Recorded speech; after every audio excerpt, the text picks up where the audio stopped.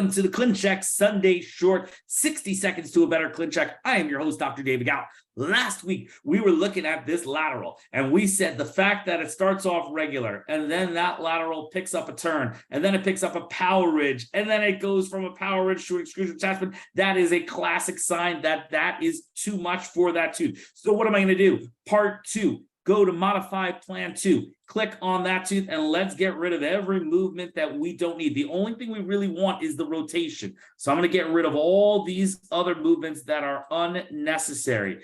Angulation, gone.